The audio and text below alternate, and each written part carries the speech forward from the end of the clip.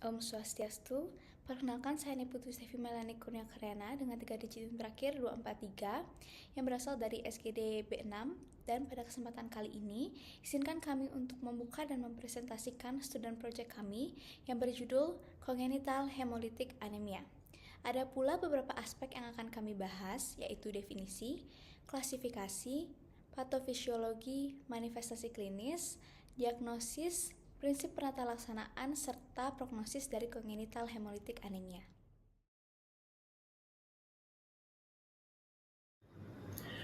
Baik, sebelumnya, perkenalkan saya Puji Timo Pardana dengan 3 digit terakhir 258. Di sini saya menjelaskan terkait dengan latar belakang dari student project ini. Congenital hemolytic anemia atau CHA adalah kelompok anemia herediter yang terjadi karena sel darah merah mengalami kerusakan lebih cepat dari normal akibat dari kelainan bawaan pada membran, enzim, ataupun proses pembentukannya.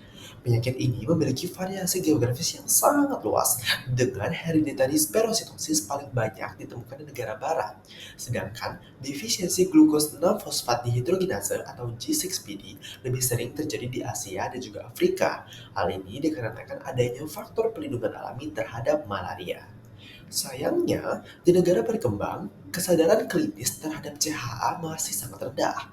Banyak kasus yang tidak terdiagnosis dengan benar karena keterbatasan fasilitas genetik, sehingga sering disalahartikan sebagai anemia defisiensi besi atau icterus idiopatik.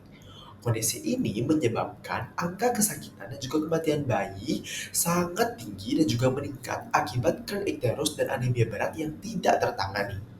Hemolisis yang berlangsung secara kronik dapat menyebabkan anemia menahun, peningkatan hemoglobin, dan juga pembesaran limfa.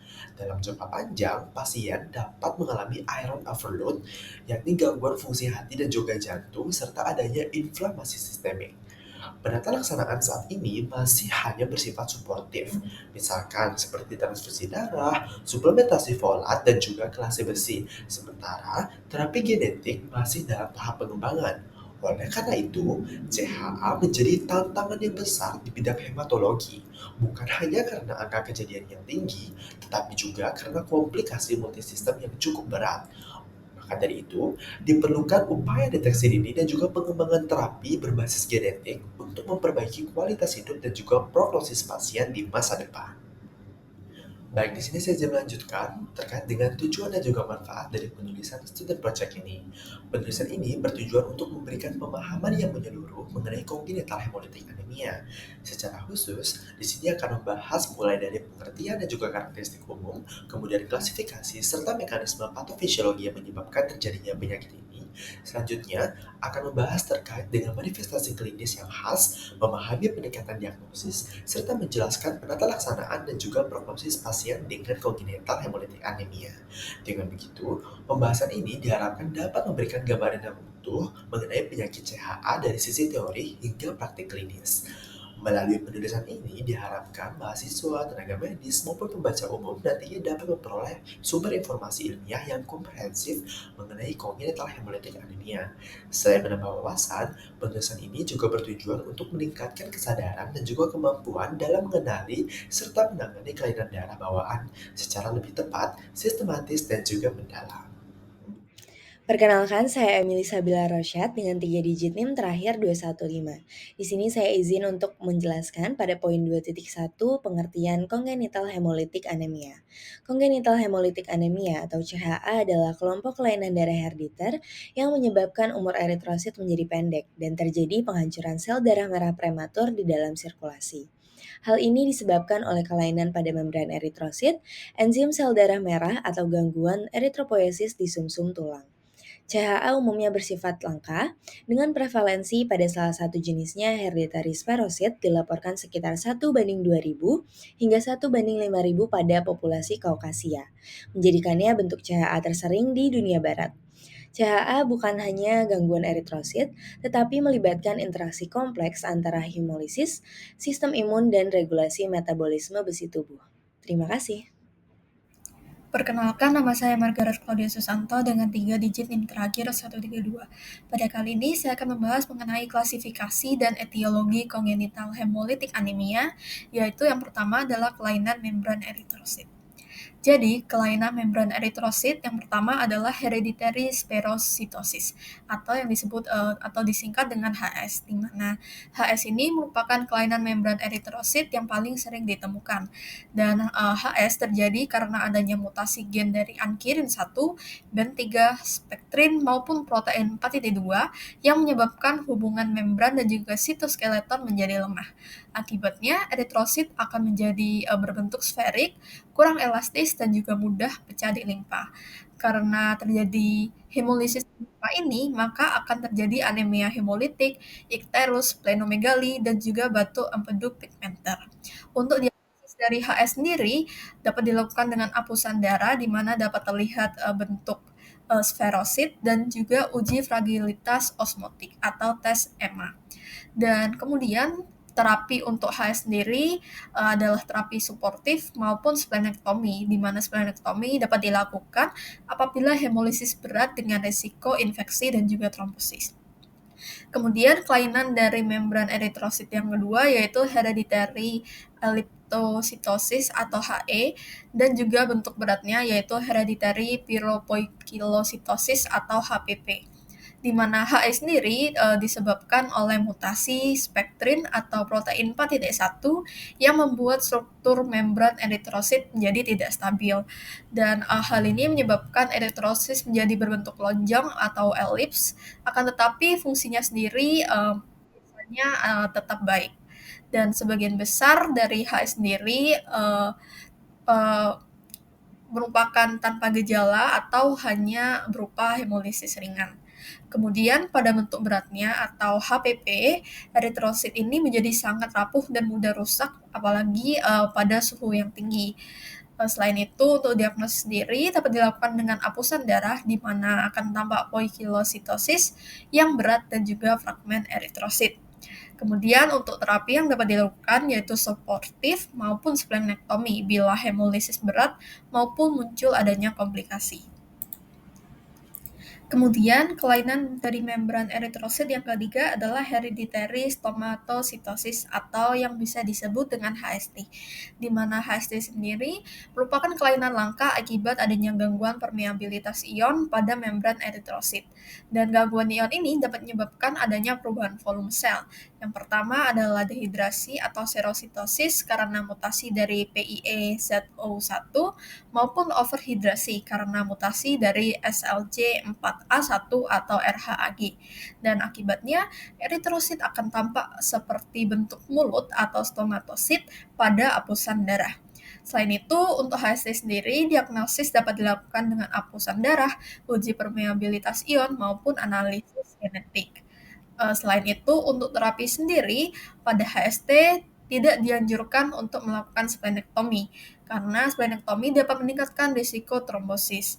Selain itu, tata laksana yang dapat dilakukan adalah sesuai dengan berat gejala yang ada. Mungkin sekian dari saya, terima kasih. Baik, saya izin melanjutkan. Perkenalkan, saya Kade Berliana Nanda Santika dengan 3 digit dan terakhir 084. Di sini izin menjelaskan mengenai etiologi dan klasifikasi CHA dalam kategori enzim dan juga hemoglobin defect. Yang pertama adalah enzim defect, terdiri dari defisiensi enzim G6PD dan juga piruvat kinase. Untuk defisiensi G6PD itu merupakan kategori CHA akibat mutasi gen G6PD pada kromosom X. Enzim ini memiliki fungsi utama sebagai regulator heksos monofosfat, NADPH, dan glutionin dalam eritrosit sehingga membran sel terhindar dari stres oksidatif dan reaktif oksigen spesies atau ROS. Sebagian besar pasien dengan diagnosis defisiensi G6PD itu datang tanpa gejala klinis yang spesifik, tetapi anemia dapat muncul secara akut saat terjadi stres oksidatif yang dipicu oleh infeksi, obat-obat tertentu, dan juga konsumsi kacang fava. Dapat terjadi beberapa komplikasi, yaitu hemolisis berat yang perlu ditangani dengan transfusi darah, serta ikterus neonatorum berat pada bayi akibat bilirubin yang menumpuk dan kemampuan hati yang belum matang. Hal ini dapat menyebabkan kenikterus, yaitu kerusakan neurologis permanen akibat toksisitas bilirubin pada otak. Sedangkan defisiensi piruvat kinase merupakan kelainan enzimatik autosomal resesif yang menyebabkan gangguan pada jalur glikolisis, khususnya reaksi pembentukan ATP. Piruvat kinase memengaruhi hemolisis secara langsung karena metabolisme eritrosit bergantung sepenuhnya pada glikolisis untuk memproduksi ATP dengan mengkatalisasi konversi fosfoenol piruvat menjadi piruvat. Dalam hal ini, eritrosit muda akan lebih terpengaruh karena kebutuhan ATP-nya lebih banyak. Dapat terjadi berbagai komplikasi pula, diantaranya adalah kelebihan zat besi, batu empedu, trombosis, osteopenia, aplastic crisis, hematopoiesis ekstramedular, disfungsi endokrin, hipertensi pulmoner, hingga ulcer pada kaki. Selanjutnya adalah anemia hemolitik kongenital kategori defek hemoglobin, yaitu kelainan genetik yang menyebabkan penghancuran prematur sel darah merah akibat kelainan pada hemoglobin. Yang sering terjadi secara klinis adalah thalassemia dan sickle cell disorder atau SCD. Thalassemia sendiri terjadi akibat mutasi ataupun delesi gen yang mengatur pembentukan rantai globin alfa ataupun beta, biasanya diturunkan secara autosomal resesif. Secara normal, produksi rantai globin pada hemoglobin terdiri atas 2 rantai alfa dan 2 rantai beta yang seimbang. Namun pada thalassemia alfa akan terjadi kekurangan rantai globin alfa pada akibat kromosom 16, dan thalassemia beta terjadi akibat kekurangan rantai globin beta akibat defek kromosom 11. Ketidakseimbangan dalam produksi rantai globin alfa dan beta akan menyebabkan eritropoiesis yang tidak efektif, diikuti penghancuran eritrosit prematur yang akhirnya menimbulkan anemia. Hal ini dapat menimbulkan komplikasi seperti ekspansi sumsum tulang, hematopoiesis ekstramoduler, splenomegali, aritmia, gagal jantung, pertumbuhan lambat, pubertas tertunda, siderosis, dan ikterus jika tidak dilaksanakan penanganan dengan baik. Selanjutnya adalah sickle cell disorder atau SCD yang merupakan penyakit darah genetik yang ditandai dengan produksi hemoglobin dengan bentuk yang abnormal dan menyebabkan distorsi eritrosit menjadi bentuk sabit atau sickle. Kelainan ini disebabkan oleh single point mutation yang menggantikan valin menjadi glutamic acid, tepatnya pada kodon ke-6 rantai beta globin ke-22. Perbedaan rantai asam amino yang terjadi akan mengurangi tingkat anionik dalam molekul kelarutannya dalam deoksihemoglobin, memicu polimerisasi HBS, deformitas eritrosit, hemolisis kronis, dan proses vasoeksklusif yang terjadi berulang. Hal ini terjadi karena valin type hemoglobin memproduksi sticky patches dalam permukaan protein, menyebabkan perubahan HBS menjadi jaringan fiber sehingga eritrosit menjadi lebih kaku dalam kadar oksigen intrasel yang rendah. Oleh karena itu, SCD dapat menyebabkan komplikasi yang lebih serius seperti iskemia, infark jaringan, stroke, jaundice, serta priapism ataupun disfungsi ereksi. Sekian penjelasan dari saya, dilanjutkan oleh rekan saya. Terima kasih. Saya mohon izin untuk melanjutkan, dokter. Perkenalkan, saya Niputu Pandindiartadi dengan 3 digit 6 terakhir 036. Di sini mengenai patofisiologi kongenital hemolitik anemia, yang dimana itu merupakan kelainan genetik yang menyebabkan eritrosit mudah rusak akibat gangguan pada membran sel, enzim, atau rantai globin hemoglobin, yang dimana mutasi pada gen seperti ANK1 dan SPTA1 menyebabkan eritrosit menjadi sferik dan rapuh, sedangkan defisiensi G6PD menurunkan kemampuan sel darah merah melawan stres oksidatif. Pada thalassemia dan sickle cell disease, gangguan sintesis atau struktur globin menghasilkan eritrosit tidak stabil yang cepat mengalami hemolisis. Akibatnya terjadi anemia kronik, ikterus, splenomegali, dan peningkatan bilirubin indirect. Aktivitas berlebihan antibodi alami IgM juga memperparah destruksi eritrosit melalui aktivitas makrofag dan proses inflamasi. Sekian yang dapat saya sampaikan, terima kasih. Baik, selanjutnya saya akan menjelaskan mengenai manifestasi klinis kongenital hemolitik anemia. Sebelumnya, perkenalkan saya Kayla Kamila Putri dengan 3 digit tim terakhir 108. Jadi, untuk manifestasi klinis yang pertama itu adalah bisa terjadi anemia, di mana terjadi akibat destruksi eritrosit yang berlangsung lebih cepat daripada pembentukannya di sumsum tulang. Di mana untuk gejalanya itu seperti pucat, cepat lelah, lemah, dan sesak napas bila anemia berat. Kemudian terdapat ikterus ataupun jaundice, di mana disebabkan dengan peningkatan kadar bilirubin yang tidak terkonjugasi akibat dari hemolisis. Biasanya ditandai dengan warna kekuningan pada kulit dan sklera mata. Selanjutnya itu juga ada splenomegali atau pembesaran limpa, di mana terjadi karena limpa bekerja lebih keras untuk menghancurkan eritrosit yang abnormal, sehingga dapat teraba di bawah tulang rusuk kiri pada pemeriksaan fisik. Kemudian juga terdapat manifestasi yaitu retikulositosis, yaitu merupakan respon kompensasi sumsum tulang terhadap anemia yang menunjukkan peningkatan produksi dari eritrosit baru. Selain itu juga ada hiperbilirubinemia kronis dan batu empedu pigmen, di mana ini terjadi akibat pemecahan bilirubin yang berlangsung lama dan berlebihan dan dapat menyebabkan terbentuknya batu empedu pada pasien dengan hemolisis kronis. Kemudian manifestasi selanjutnya itu adalah pada bayi-bayi baru lahir ataupun neonatal. Itu dapat berupa anemia berat sejak lahir, ikterus dini hingga hidropfetalis pada kasus berat. Kemudian ada overload besi, di mana disebabkan oleh hemolisis kronis dan peningkatan eritropoiesit kompensatori, di mana dapat mengganggu fungsi hati, jantung, dan juga sistem endokrin.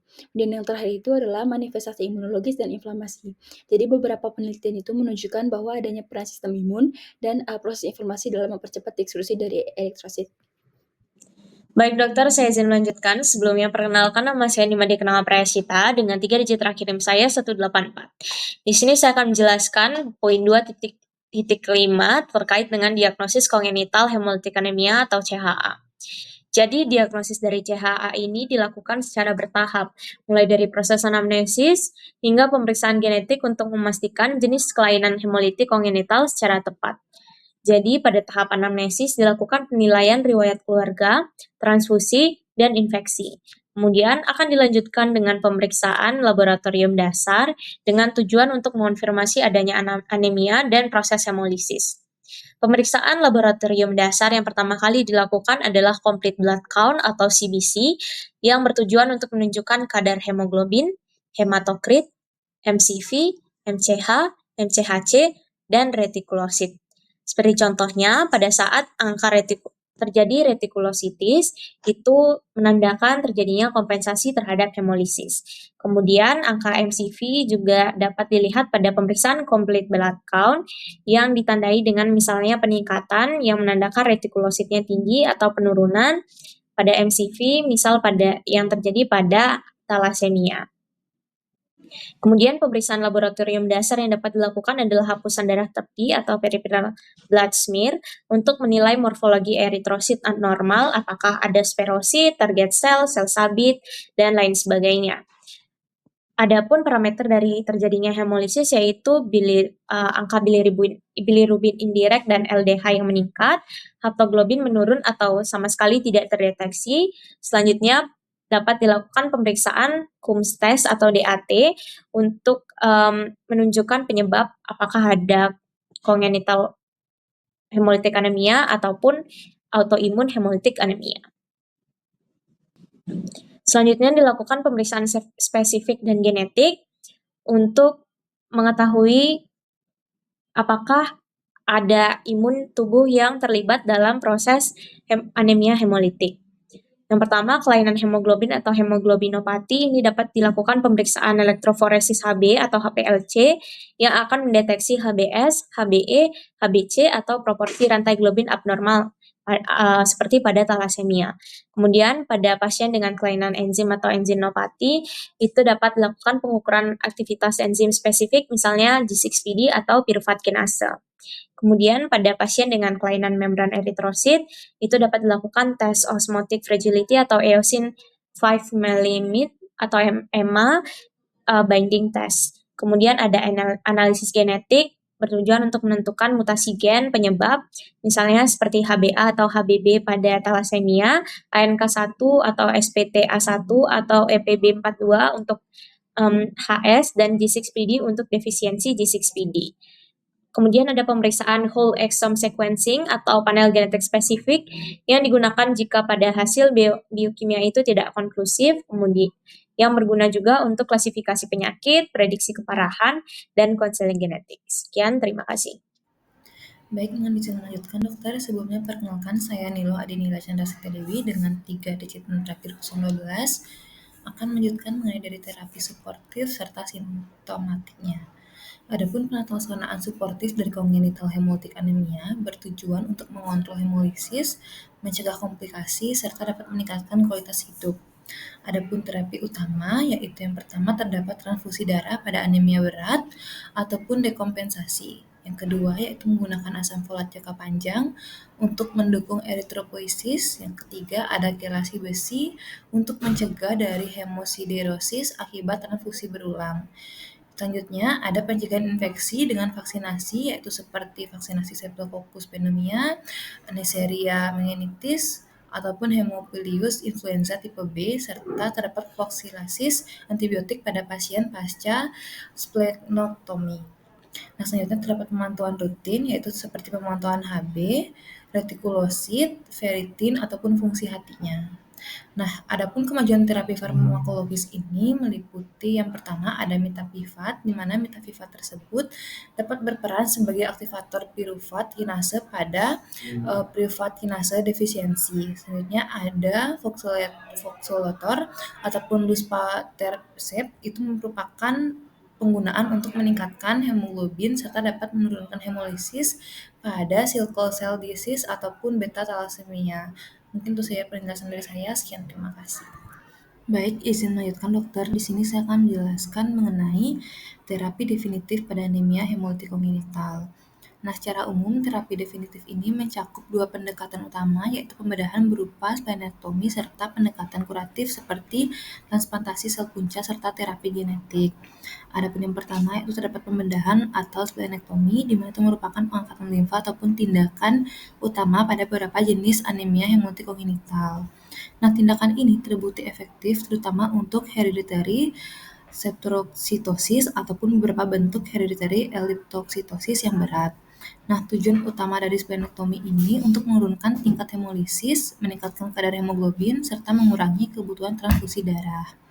Nah, namun perlu diperhatikan juga beberapa pentingnya peringatan, yaitu di mana splenektomi ini tidak dianjurkan pada pasien dengan dehydrated hereditary stomatoksitosis karena prosedur ini dapat meningkatkan risiko terjadinya tromboemboli pasca operasi. Nah, selain itu, untuk anak-anak biasanya dipertimbangkan splenektomi parsial agar sebagian fungsi imun dari limfa tetap bisa dipertahankan. Yang kedua yaitu terdapat pendekatan kuratif serta terapi lanjutan, di mana pendekatan berikutnya adalah terapi yang bersifat kuratif ataupun penyembuhan jangka panjang. Ada dua bentuk utama, yaitu terdapat transplantasi sel punca hematopoietik serta terdapat terapi genetik. Nah, yang pertama yaitu transplantasi sel punca hematopoietik, itu merupakan dilakukan pada hemoglobinopati berat seperti thalassemia major ataupun sickle cell disease yang bergantungan pada transfusi darah. Nah, di mana prosedur ini memiliki potensi untuk menyembuhkan secara permanen, terutama bila dilakukan pada usia muda dan dengan donor yang cocok. Yang kedua itu terdapat terapi genetik, merupakan terobosan baru di bidang pengobatan genetik, di mana teknologi ini bisa seperti dari Cas9 yang digunakan untuk mengoreksi mutasi gen yang menyebabkan penyakit. Nah, sebagai contoh produk terapi gen seperti hexagamiclone auto stem cell yang telah disetujui oleh penggunaannya untuk sickle cell disease dan beta thalassemia. Mungkin itu saja penjelasan dari saya. Sekian, terima kasih. Perkenalkan, saya Jessica Vini Natania dengan 3 digit NIM terakhir 156. Prognosis, pencegahan, dan penanganan komplikasi kongenital hemolitik anemia. Prognosis penderita kongenital hemolitik anemia sangat bergantung pada jenis kelainan genetik yang mendasari, tingkat keparahan hemolisis, serta adanya komplikasi sekunder seperti hipersplenisme, kelebihan zat besi, batu empedu, dan infeksi. Faktor tambahan seperti defisiensi nutrisi, infeksi, atau penyakit hati dan ginjal dapat memperburuk hemolisis dan memengaruhi respons terhadap terapi. Splenektomi sering menjadi intervensi penting, khususnya pada kasus dengan hipersplenisme atau splenomegali simptomatik. Namun, prosedur ini tidak bebas risiko karena dapat meningkatkan kemungkinan trombosis dan infeksi berat pasca splenektomi. Pencegahan komplikasi merupakan aspek krusial dalam manajemen kongenital hemolitik anemia yang umumnya berfokus pada suplementasi asam folat secara rutin. Intervensi bedah, khususnya splenektomi, sering menjadi penentu prognosis penting, terutama pada kasus hereditary spherositosis dan kasus dengan hipersplenisme simptomatik. Kajian klinis menunjukkan bahwa splenektomi dapat meningkatkan hasil hematologis secara signifikan, seperti peningkatan kadar hemoglobin dan pengurangan kebutuhan transfusi. Namun, prosedur ini memerlukan pertimbangan matang karena membawa risiko komplikasi serius yang memengaruhi prognosis, yaitu peningkatan kemungkinan trombosis dan infeksi berat pasca splenektomi. Oleh karena itu, protokol pencegahan sangat ketat, mencakup profilaksis vaksinasi seperti anti-pneumokokus, anti-meningokokus, dan anti-hemophilus yang wajib diberikan sebelum operasi dan diikuti dengan pemberian penisilin kerja panjang. Pencegahan dan penanganan komplikasi kronis lainnya juga esensial, di mana batu empedu sering ditangani dengan kolesistektomi yang terkadang bersama dengan splenektomi, dan kelebihan zat besi akibat hemolisis kronis atau transfusi berulang memerlukan terapi kelasi besi. Selain itu, penting dicatat bahwa splenektomi dikontraindikasikan pada kondisi tertentu seperti hydrated hereditary stomatocytosis karena tingginya risiko trombosis dan komplikasi imunologis seperti anemia hemolitik autoimun yang dipicu oleh transfusi atau infeksi memerlukan evaluasi menggunakan direct antiglobulin test dan manajemen imunosupresif khusus. Baik, mohon izin Prof dan Dokter, sebelumnya perkenalkan nama saya Imadi Swadipayana dengan 3 digit NIM terakhir 024. Di sini selanjutnya saya akan menyampaikan mengenai kesimpulan dari pembahasan congenital hemolytic anemia atau CHA. Di mana CHA itu merupakan kelainan darah herediter yang disebabkan oleh gangguan pada membran, enzim, ataupun hemoglobin yang akhirnya menyebabkan anemia hemolitik kronik. Di mana penyakit ini dibagi menjadi 3 kelompok utama, yaitu kelainan membran eritrosit seperti hereditary spesitosis, kemudian juga kelainan enzim seperti defisiensi G6PD dan juga piruvat kinase, serta kelainan hemoglobin seperti thalassemia dan juga sickle cell disease. Nah, di mana untuk mutasi genetik yang terjadi itu dapat mengganggu stabilitas dari sel darah merah dan juga memicu hemolisis, terutama saat tubuh itu mengalami stres oksidatif atau respon imun. Nah, gejala utamanya itu meliputi anemia, ikterus, dan juga pembesaran limfa dengan risiko komplikasi seperti batu empedu pigmen dan juga iron overload. Nah, untuk diagnosis itu dilakukan melalui pemeriksaan darah lengkap, bilirubin, LDH, hapusan darah tepi, dan juga analisis genetik. Sementara itu, penelaksanaan dari penyakit ini mencakup transfusi darah, suplementasi asam folat, kelasi besi, imunisasi, serta dilakukan setelah splenotomi dan juga ada terapi genetik. Kemudian untuk prognosis itu umumnya baik bila diagnosis dan terapi dilakukan secara tepat dan komplikasi dapat dicegah. Untuk rekomendasi tersendiri, tenaga medis dan juga mahasiswa kedokteran diharapkan dapat meningkatkan pemahaman mengenai mekanisme genetik dan juga patofisiologi CHA agar nantinya mampu untuk melakukan diagnosis dini dan penanganan optimal. Selain itu, perlu adanya peningkatan akses terhadap pemeriksaan genetik serta edukasi kepada masyarakat mengenai pentingnya screening kelainan darah bawaan, terutama pada populasi yang berisiko tinggi.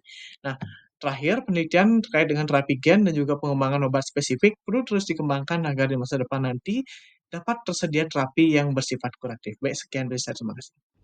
Perkenalkan, saya Husen Tawakkalio dengan 3 digit NIM terakhir 060. Sekian merupakan presentasi SGD B6. Saya mewakili teman-teman saya SGD B6 mengucapkan terima kasih.